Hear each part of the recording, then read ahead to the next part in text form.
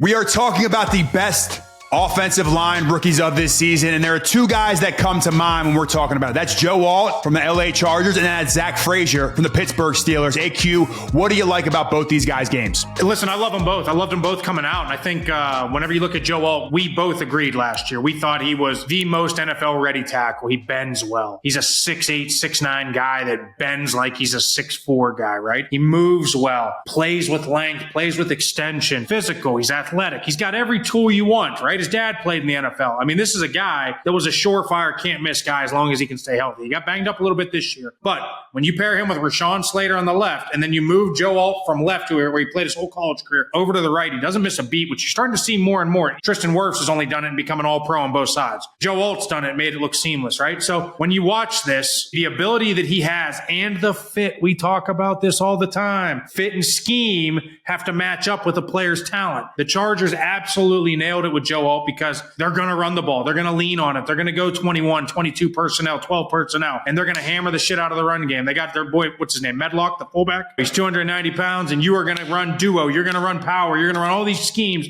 downhill. So you need a guy that's going to be able to get that job done in the run game, but then also, you also got Justin Herbert back there. You need a guy that's going to be able to be on an island, get out there when they slide the line left, and now he's one-on-one with Nick Bosa of the 49ers, and you don't even have to think twice about it. That's what I love the most about him. I watched that Max Crosby game. He's paired up with Max Crosby, and he did a hell of a job against Mad Max, who I think is one of the best edge rushers in our game right now. I was definitely nervous going into this season. I said, when the LA Chargers drafted him, they said they were going to move him over to right tackle. I'm like, hey, he could struggle. This guy had a fantastic rookie year. I think he was like top 8 in right tackles from pressure allowed rate. What I love most about him is his fluidity and his footwork. This guy is like a dancing bear out there. He can move his feet with the best of them. He always stays square. He can pass off games. He can pass off stunts in the run game. And you hit the nail on the head when you talk about the Chargers, their identity and drafting to that identity. Joe Alt fits this team to a T. He is going to be a stud for years to come. Him and Rashawn Slater are a top 5 tackle pairing. They are the strength of that offensive line. Depending on how this all shakes out, if there was a world in which Rashawn Slater had some kind of hiccups this year, had an injury, they didn't want to pay him a big contract, maybe there's a world in which Joe Alt can move over to left tackle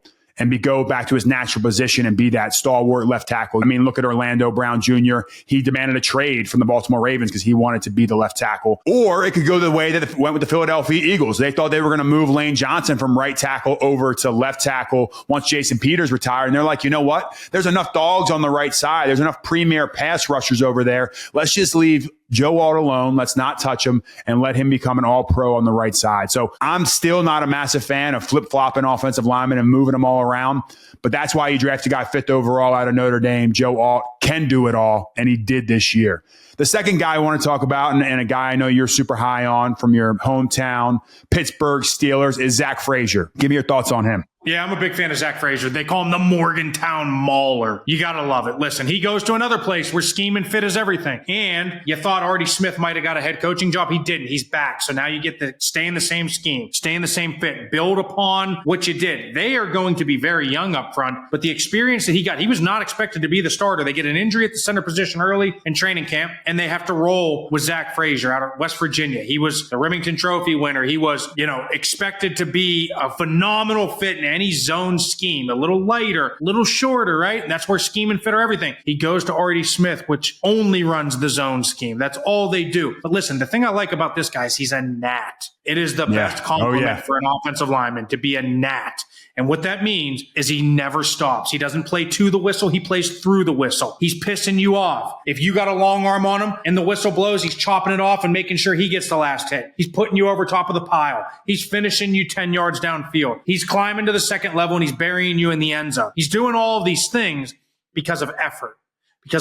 He has the talent, he has the size, he has the ability, but the effort is what makes him who he is. Well, all those things you said, I have written down in my notes as well. Hey, this guy's playing to the whistle, loves to finish. He can reach in the zone scheme. The one thing that I also wanted to highlight, this guy plays with savvy. He's a veteran out there as a rookie, which is something you don't see. The center is such a key position in the offense. He's making a lot of the calls. They're rotating quarterbacks in there. So Zach Frazier really becomes the next voice on the offense. He's pointing out who we're working to. He's sliding the protections.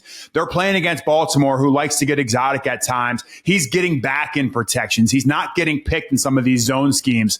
That is something that I really appreciate when I turn on his film, because the center always has to be able to help out that guard or get tackle in the right spot. But to be in the right position physically and mentally as a young center, he's only going to get better.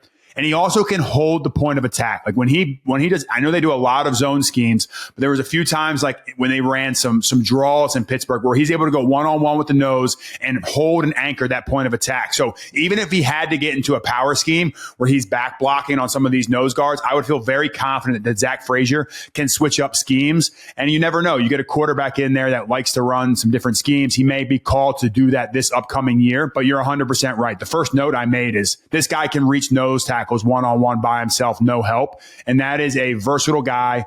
It's a rookie that they found a little bit of a diamond in the rough. He's a second-round pick, so they took a little bit of a shot on him. Him and Troy Fatano, another tackle we highlighted last year, they're going to make up a great core for the Pittsburgh Steelers going forward. Now they just had to find a quarterback to pair with them. What about any comps of NFL players that he reminds you of? The thing I like about him, he kind of reminds you of like a Garrett Bradbury. Garrett Bradbury, when he came out of NC State, was the same way. Like you turn on Garrett Bradbury's college film and he was reaching three techniques. Like his ability to get off and get over and cover up three techniques, you got to love. But the physicalness, the prick, right? Like it's got a little Jason Kelsey in him. That's the way I like to play.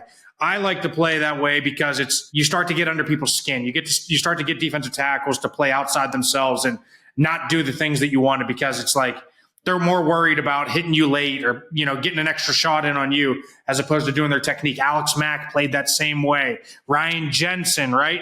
Like, oh yeah. Jensen's a good one. Yeah. So like those are guys that I see. Like I like the combination of a Garrett Bradbury with like the athletic ability of the quickness to run the zone scheme, but then putting some prick to it like Ryan Jensen. Yeah, man. I mean, I got to play next to UAQ, so I know you're not going to, hype up yourself. But when I turn his film on, I see a lot of you out there. And as a guard playing next to a guy like that, it's always going to be at the right place, the right time.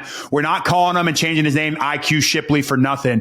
And then you had that prick where you would finish guys over the pile and get up under their skin. Pittsburgh, you got yourselves a good one. We can't wait to see what he does in the second year. This is some good draft class, some really good rookies this year, huh?